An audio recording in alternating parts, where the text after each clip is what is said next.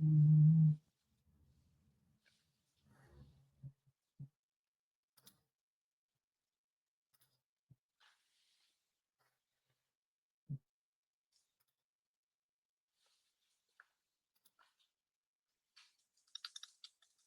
are live.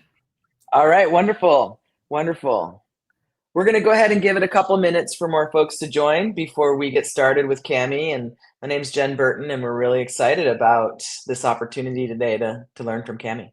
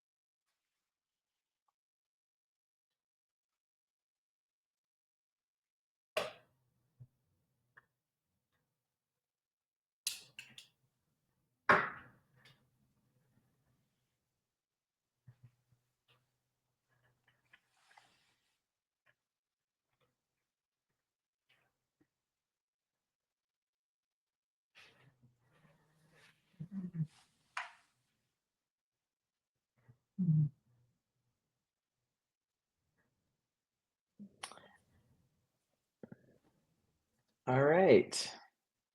Well, let's go ahead and get started here. I know we have a lot to cover. My name is Jen Burton, and I'm really excited to be here today with Cami to host this masterclass. I'll give one sentence about me. I've led customer experience initiatives at Fandom, Dig. I'm currently at Flagship, and I spent several years helping out and coaching new startups who are using the Zendesk platform on the best practices around CX and also best practices around Zendesk and other software tech stack. So I'm really excited today.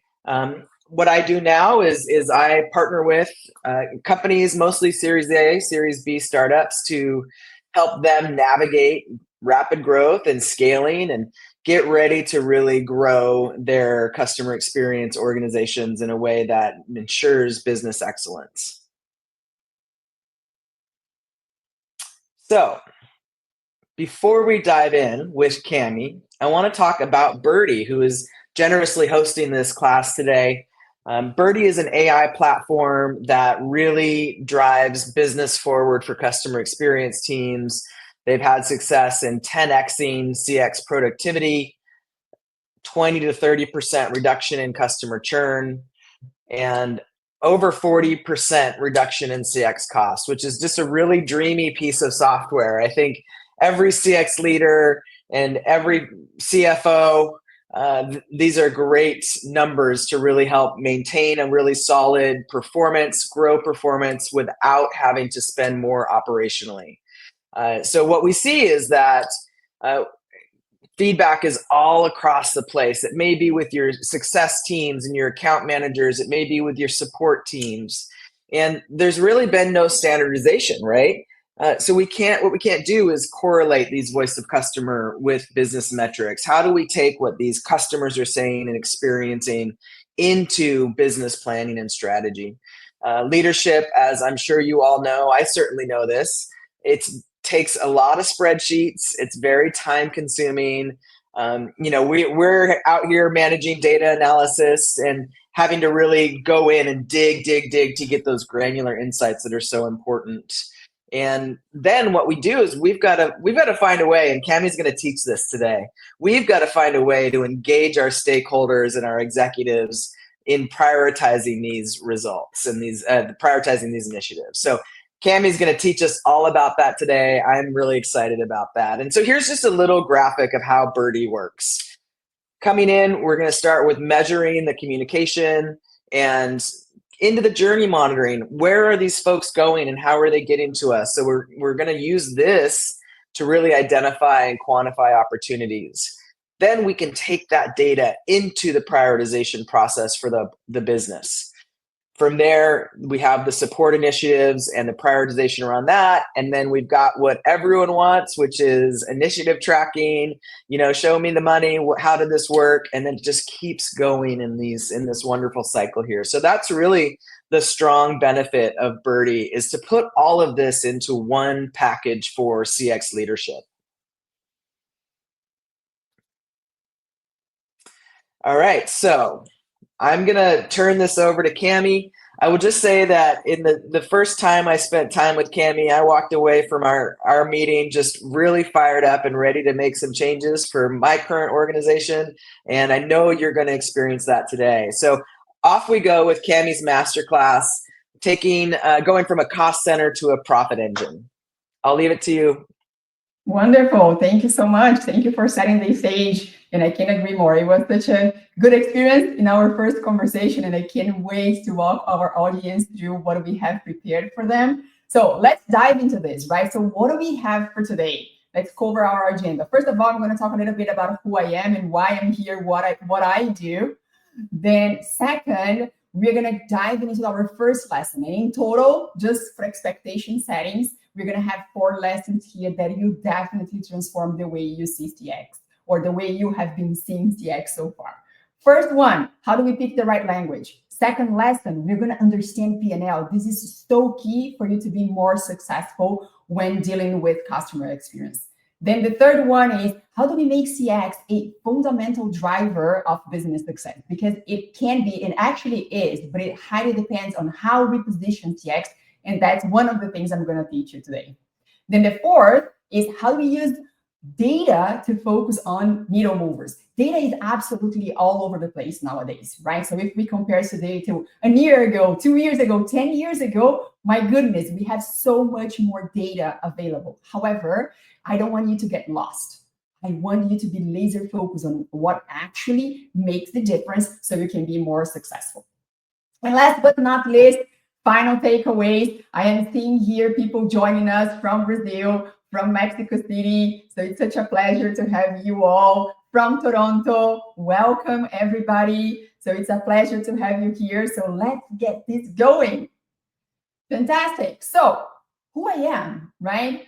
I am Camila, but I also go for Cami. First and foremost, you may have noticed my accent. I am not from the US. I am Brazilian. I am married. I am a parent. I have a 5-year-old that is at school. That's the reason why I can kind of host this masterclass, because while he's home, oh my goodness, lots of energy around. I have been doing CX for more than 20 years. And as I mentioned, originally from Brazil, but I have had the chance to live in 3 different countries in Latin America. I also have an European experience, and now I live in the US. And I used to say that I'm my second season here in the US. First was in Chicago, and then the second one where I live right now, where I call home, is actually Miami.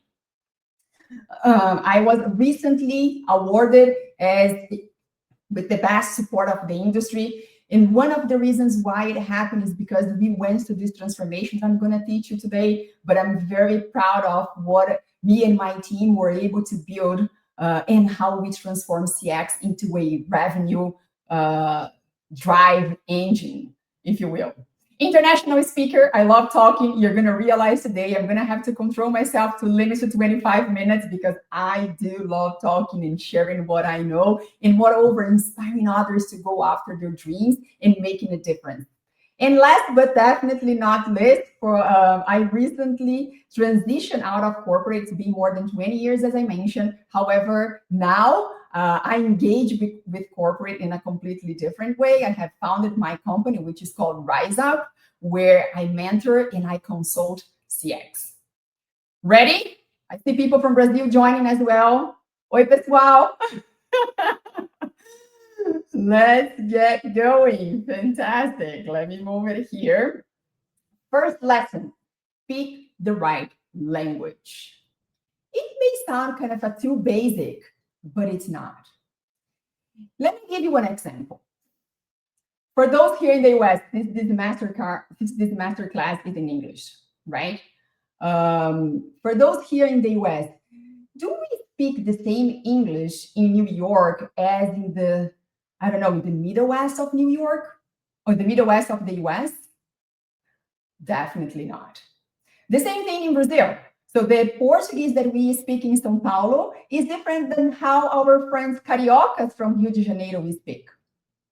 And the same thing happens in organizations, right? So once we think about the different departments that we have in our organization, we have marketing. What do they think about? What do they talk about? Brand, engagement, campaigns, pricing. Once we go to sales, what do they talk about? Pipeline, conversion, quotas, mostly top line, right? If we go to finance, completely different. They are thinking of controlling costs, our expenses. My goodness, you gotta tighten your expenses. You gotta sell more. They are always talking about the P&L lines, the margins, the EBITDA. They are all part of the same organization, but as you can see here, they speak different language. What else do we have? Operations. Oh my goodness, efficiency. What are our SLAs? Are we delivering our SLAs? What is the percentage? What is the productivity level? Are we being efficient and productive enough? Yes or no? Right? Oh, we have people from France. Hello, Gloria. And what if we go to CX? What do we normally talk about? We talk about NPS. We talk about customer satisfaction. We talk about retention, right? As you can see on the screen, all of those departments are part of exactly the same organization. I am pretty sure at Birdie, we have all of those departments. Are they wrong? No. And one of the things that I learned after living in three different countries in Latin America is that the Spanish we speak in each of them is different. And if I want to make myself well understood, what do I have to do? I have to adapt. I cannot just wait and think that my audience will adjust to me. It's actually the other way around. And this is the first lesson. What is the language that you're going to pick to communicate your CX strategy? If you keep communicating, if you keep talking your CX language, most likely you're not going to be as successful as you could be if you speak the board language. Cubby, what is board language? Come on, it's not on the screen. What do the board talk about? Once we are referring to the board, who are we referring to? To the senior leadership, to the stakeholders, to the shareholders. And one of the things that I could have mentioned of my more than 20 years of experience is that the first 10 years were dedicated to finance. So I have had the chance to prepare reports for shareholders, to work very closely with CFOs and actually understand what is the language that they speak. And one of the reasons I believe I was more successful throughout my career in CX, because I was always adjusting my language to my audience. Translating this to personal life, right? Because I don't want to kind of make this too corporate. I recently kind of transitioned out of corporate. I'm here in the US. As I mentioned, I am Brazilian. Could I live in the US just speaking Portuguese? You may be surprised, but yes. I know many Brazilians and many Latins that actually live here without speaking English. But my scope would be very much limited. I couldn't be here today, for example. That's the same thing once we talk about the different languages that are spoken in our organization. Okay? It doesn't mean you were wrong in any shape or form. Never said that, and will never say it. What I'm saying is that depending on the language that you pick, that you choose, your scope is going to be larger or smaller. Does that make sense? Okay, I'm seeing some nods here. Fantastic. So what is the board language that I was referring to? Oops, let me pass here. Board talks about revenue, profitability, and strategic impact. That's what matters to them. And again, I am not saying that what you do in CX do not drive revenue, do not drive profitability, do not drive strategic impact. But you just need to translate. Okay, that's exactly what we have to do. So instead of you kind of keeping your operational talk that you talk to your team, by the way, which is very much needed, like CSAT, NPS, you shift this to strategic conversations. You know what? I'm going to go talk to the chief revenue officer. Fantastic. How is your retention rate? How can I help you? I can actually contribute with this amount of percentage points on your retention rate. You completely shift the conversation. What you're going to do is exactly the same, but how you communicate is different. So the first lesson of our masterclass today is the language that you will speak matters. It doesn't mean that you have to speak just one. No. The more languages we speak, the more successful you're going to be. Okay? Fantastic. Ready for the second lesson? Let's go. Let's keep going. Good. So what is the second lesson? Understanding the P&L.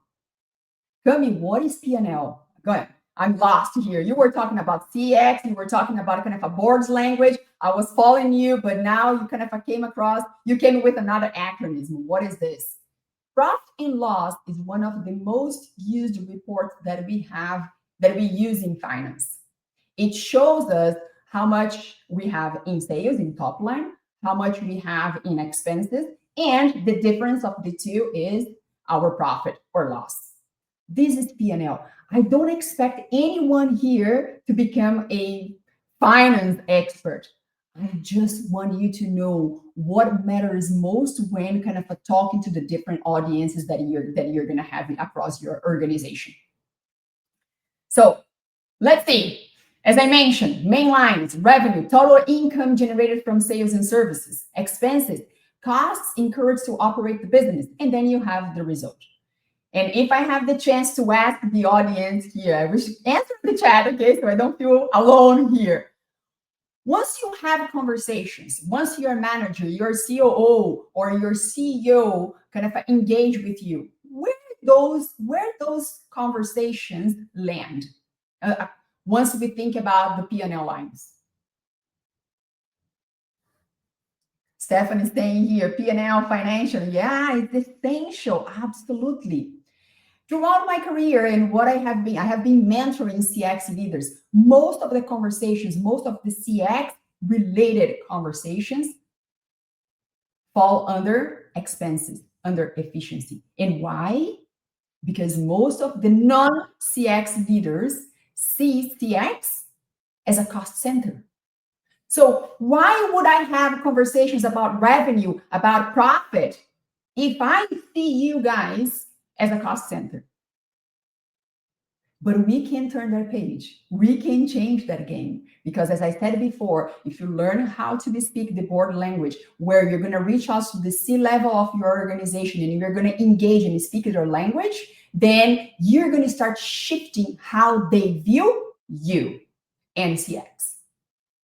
Okay, so it's really important that we understand what are the main kind of the main lines of the P&L for us to shape our communication and start translating what CX does into business impact. And we are going to start shifting the view that CX is just a cost center. No, CX is a growth engine. That's what CX is. Okay, and that's why it's so important that we understand those lines of the P&L and we communicate in that way. And how do we do that? Because I not only kind of teach you what to do, but how to do. So let's go to the next slide. Yes, feel free to add your questions and comments. I'm happy to answer and incorporate them here. Okay. So how do we shift CX from a cost center to a revenue engine? Let's go. One, we drive retention.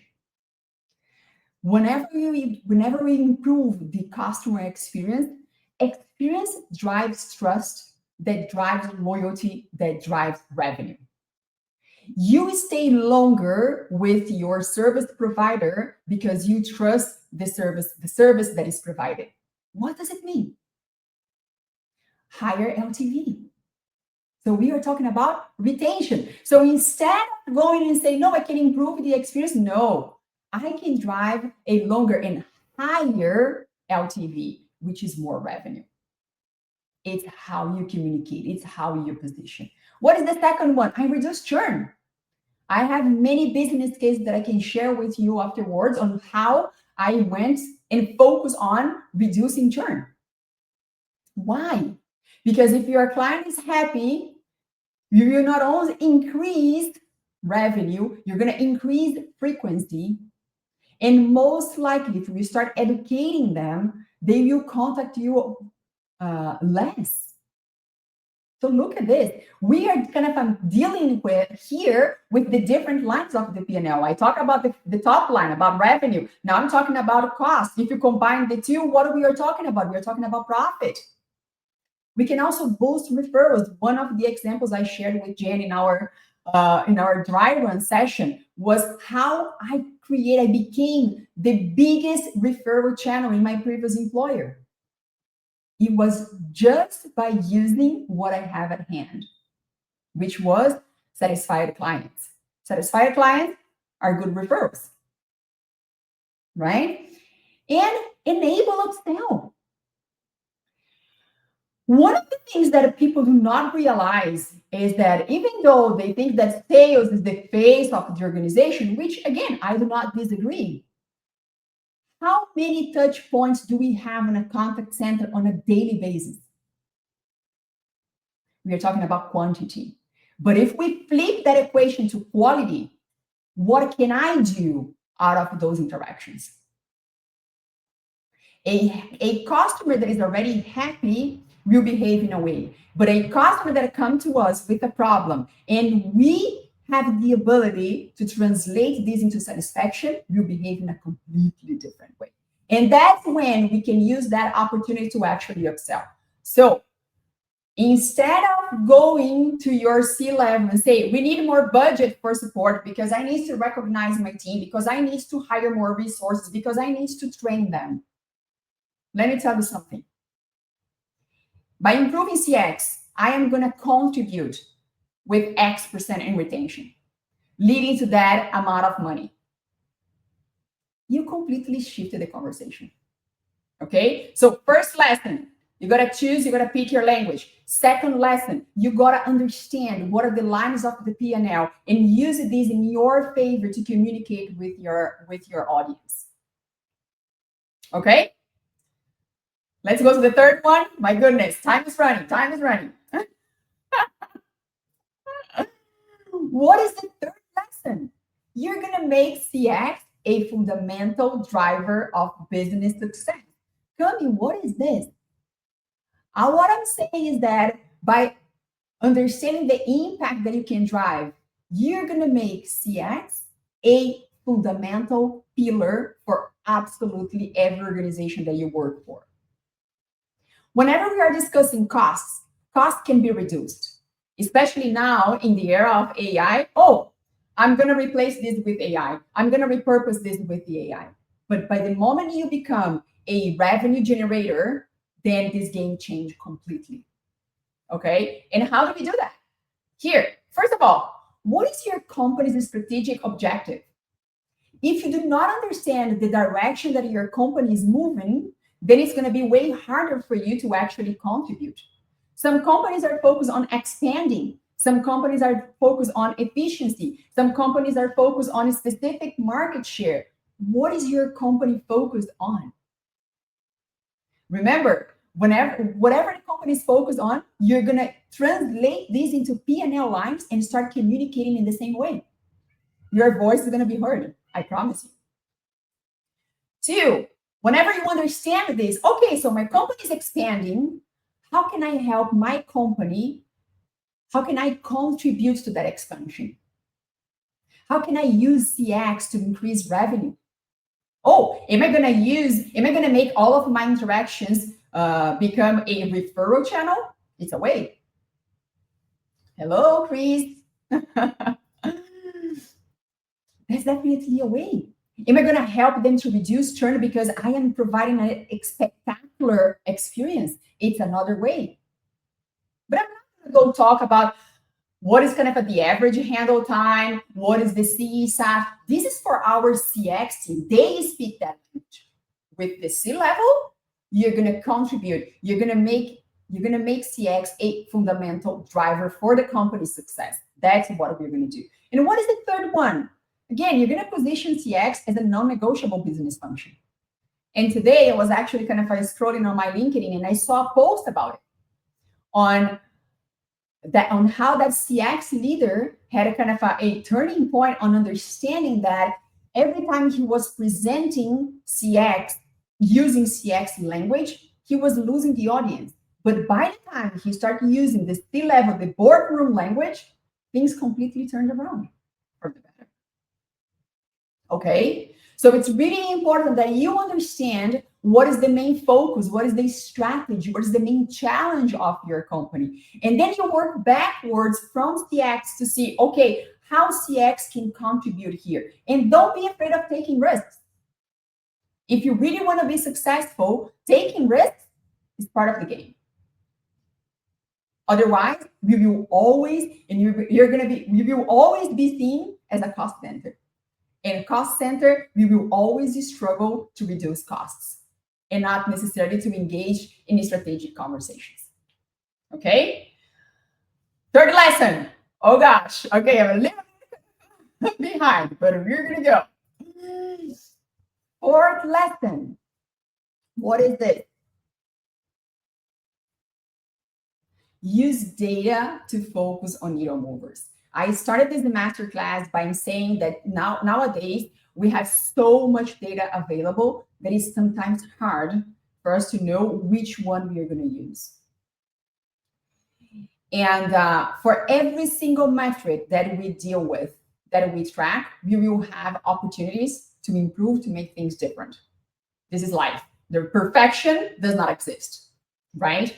However, there are metrics, there are opportunities that have a higher impact. So what I used to tell my team actually is that instead of working 30% in 10 initiatives, work 100% on 3 needle mover initiatives. Effort-wise is exactly the same. But the impact and how you're going to be perceived, I can assure you, is completely different. For you, for your team, and for your clients. The sense of accomplishment, right? So again, you learn how to speak the language of the different departments. You were influencing departments other than being influenced. You understood the P&L lines. You translate the P&L lines you actually translate your company's strategy to the P&L lines. You learn how to do this. And now it's time for you to get back and look at the journey of your client and see, okay, what are the needle movers that I have here? And how do you do that? So first of all, what are the key touch points that you have? If I'm looking for sales, what are the main reasons that those clients are contacting? What are the main churn reasons? What can we do differently to reduce churn and moreover to delight those customers to become referrals? Collect and analyze, as I was saying. So depending on every single organization that you work kind of partnering with. But translating this is important. It's like when you are learning a new language. Sometimes you don't have the vocabulary. There is no way I pretend to have the same vocabulary as any other kind of Native American. But if I focus on what I do, then I can make myself communicative. I can make my audience understand what I'm saying, okay? Differentiate between fixing and protecting. Please, one of the common mistakes I see people make is that once they start looking at the data, which is the very first step, say, okay, this is broken and I'm going to fix it, which is fine, good mindset, but they do not look at what is working. And then in order to fix something, they broke something that is working. So please don't do it. It's important that you have a 360 view and you are the greater advocate of the client experience. And 4, you turn insights into action. And here I'm going to tell you, the best thing you can do is talk to your agents, talk to your team. They are the ones that are really facing the merchants, the clients. They have great ideas. And there is nothing better than feel part of the decision rather than just receiving what is coming from C-level, director, VP, whatever. No. In the same way that CX leaders have a pain of feeling not being heard, I'm assure you that agents, supervisors feel exactly the same. So bring them to the strategy session and leverage their ideas. Okay? So for us to wrap things up here, how do we transform data? How data transforms CX? First of all, data-driven decisions. I used to work for an employer that was making decisions based on perception. And this was one of my biggest frustrations. Coming from a kind of a data-driven past experience, having to deal with perceptions to make business decisions was really hard for me. So take data, even if someone comes with perception. Oh, I think this, or I think that, or this happened. Okay, let me check the data. Because you can either prove the perception is right or wrong, but you're going to make decisions out of data. Otherwise, what is the worst that can happen? You're going to put effort and resources on something that is not a needle mover, just perception. It's a waste of resources, a waste of time. 2, identify success factors. I just kind of gave a mentoring this morning where I was telling people, whenever you define a metric that you're going to kind of track, make sure you can drive actions out of this metric.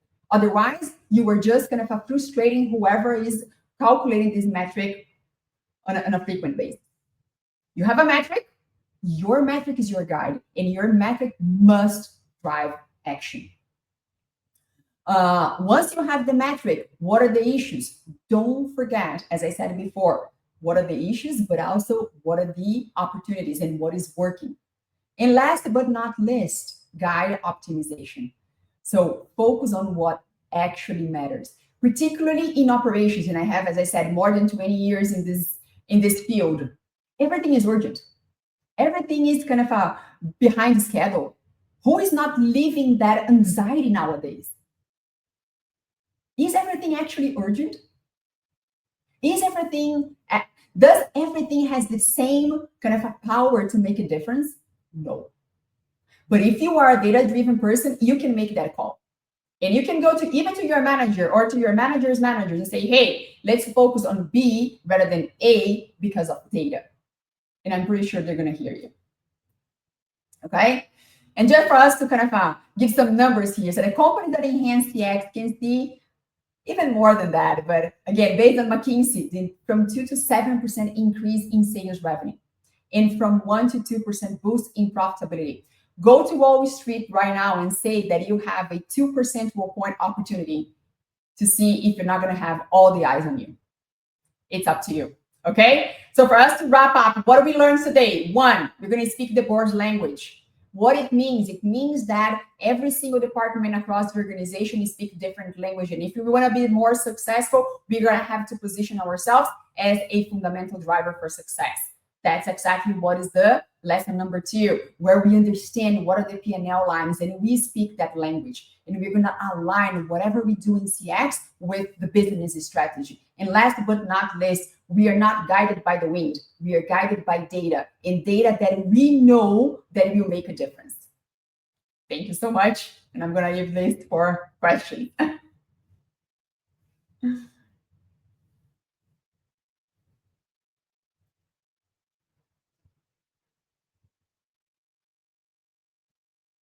Jen, I cannot hear you. Let me see if I can bring you back to stage. Okay. Oh, hello. Hi. You are. I thank you so much, Cami. We're all CX leaders here, and I am confident that we're all walking away today with actions to put in place directly from this. I just, really well done and fantastic masterclass. Please, everyone here, please hop in and ask Cami. This is a great opportunity to ask the expert some important questions that you may have. I think I have one from Vinicius here. So let me put this on the screen. If I'm a CX leader doing it for the first time, would you recommend this alliance towards making CX a profit engine? You start with the CFO or business first? Vinicius, it depends. It depends on, again, the structure of your organization. We do have some organizations that are more sales oriented. Some others are more product oriented. Understanding the business strategy is what I would recommend as a starting point. What are your companies trying to accomplish? And based on that, who are your strongest allies across the organization? I don't believe in one size fits all solution. What I believe is that, like in CX, if we are talking CX language here, what do we talk about? About putting ourselves in our customer shoes. At the end of the day, that's what CX does. And if we do that well, we're going to be successful. What if your customer is your company's strategy? Have you ever thought that way? In putting yourself in the shoes of your company's strategy and looking for that and looking from the CX lenses? How would you like to be treated? What would you do if you were there? Step out of your current position and start seeing others as your clients. And I used to say that very often, that to me, the only way to be successful as a TX leader is by incorporating, is by living and breathing experience. And experience is not by the time you kind of check in at the organization. Experience is when you wake up and how you greet your partner, is how you treat your kids, is how you kind of greet is how you collaborate with your peers. That is CX. It's living and breathing experience. It's putting yourself in the shoes of your audience 24/7. What a great way to wrap up that question. I have a quick question. I mean, related to that. So you talked about tying those CX initiatives to the measurable outcomes, financial outcomes. Can you talk a little bit about how you've quantified ROI? I know that can be really scary for CX leaders. How do I prove this worked? Can you talk a little bit about how you've done that in the past? Absolutely. And let me share kind of the example, Jen, I shared with you that resonated so much. So I think it's going to be a great opportunity for the audience. One of the things that I did on my previous employer, I had the challenge of transforming support, customer support, into a revenue engine. That was the main challenge that I was hired for. Back then, we were at 2.9 CSAT on a 5-point scale, right? The support team was fragmented in different locations. So, and what I realized, as I just said, that there was no kind of experience culture in place. Mm-hmm. So the first thing that I did was work with my team in improving their experience. Because that's the other thing I want to share with you all. There is no way we can give something we don't have. If you are having a bad experience, how can you deliver a good experience? If you deal with apples, how can you deliver bananas? Right? What is your crop? Your crop is apple. So first thing that I did was to work with the experience of my team. And then setting the metric. For them, what was the metric? CSAT. Right? Resonates? CSAT. We are talking with CX teams. So what is the language? CX. What did I do with my manager? Revenue. How can I contribute? What are the metrics that I feel more comfortable? The first thing that I did was, okay, so if service is not good enough, most likely it's driving churn. So let me look at the churn metric. What are the main reasons for churn? And I saw support. So this is an example of a metric that is 100% tied to what I was in charge of. Again, I was not committing with anything that I was not able to either control or influence. But by working backwards on the negative impact that I kind of lower than expected support was driving across the organization, I realized that churn was one of them. And there was a piece of churn that was related to support. That's exactly what I committed. Okay, that's how we started. and say, okay, over time, I want to track if by improving support, the support related churn is reducing. And it was. And once I realized that we were going above and beyond, I say, you know what? Now I want to contribute to bring more clients because I trust so much on our support that I truly believe that this is a revenue generator. What I did was, out of the surveys that we were receiving, every time we received either 4 or 5 CSAT, we automatically send the details of our referral programs to those clients, and they would refer us in that moment. Because in that particular moment, they were satisfied because we transformed a failure into a good experience. This is magic, right? And whenever you are under the impression of magic, what do? You refer. That's how we became the largest referral channel in this employer. Again, everything started with us having a problem like many of you have. But if you keep talking the CX language, your scope is going to be very much limited. Let me see, how can I actually tie this to something bigger that my shareholders at my C-level, what are their problems? Because then I become a problem solver for them. Mm-hmm. That's exactly what we did. We all love a problem solver for sure. We're coming close, but I want to shift a little bit into tech stack. Yes. That's such a key driver for all of us in operational efficiency and cost effectiveness. So we're looking at this big rise of AI and a lot of automation in CX. So as a leader, how should I balance the efficiency gains while still maintaining that very important human touch in the interactions? Absolutely. And I love kind of bringing examples here, right? I am not sure, again, the age of our audience, but it was not a while ago that we used to go to the bank to withdraw money or to deposit a check. It was not a while ago. And we had to kind of do this during the servicing hours. Now we have the ATMs. Who goes to the bank? So now you have drive-through, my goodness, which is something that here in the US, it works pretty well. That's the new normal. However, the job that used to be performed by the clerks for clients to withdraw money no longer exists. Yeah. But we have came up with new ones. New ones that rely a lot more in the in-person relationship. So that's exactly how I see AI. And remember what I said about putting ourselves in the company's strategy shoes? Let's for a second put ourselves in our agent's shoes. What is one of their main pain points? I'm pretty sure that you have already heard them complain that they do automated work, that they don't have kind of the flexibility, that they cannot be independent. And why? Because historically, we have been giving them kind of a decision tree or scripts to be followed. And we want them to follow strict that script in order to have higher chances to be successful. But this is very limiting, right?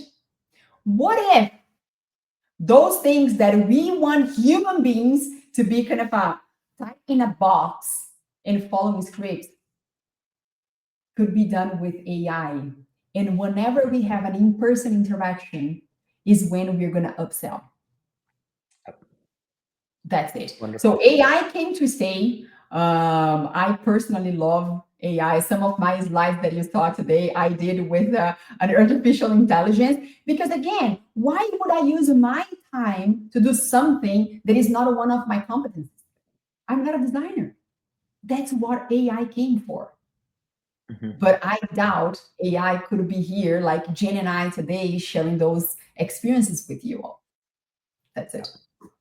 Wonderful. Thank you. We have just 1 minute left. I want to shout out Chris, This is a fantastic question, and I wonder if we can take it to LinkedIn and continue this really important conversation over there so we can be very mindful of everyone's time because we are at time. Cami, this has just been absolutely incredible. I can't wait to go in and start making some of these changes in how I interact with and how I'm approaching the problems that we're all here to solve, right? We're all here to make our businesses more successful. So thank you so much, Cami. This has been wonderful. And shout out to Birdie. Really appreciate your hosting us and really giving us the space to share our expertise with the community. Absolutely. Thank you so much. And let's be in touch. We are CX community. I don't believe that any of us has the answer for everything. It's actually the other way around, is by sharing challenges, sharing experiences that we learn. So let's be in touch. Thank you so much for the opportunity. Wonderful. Have a great day, everyone. Bye. Bye.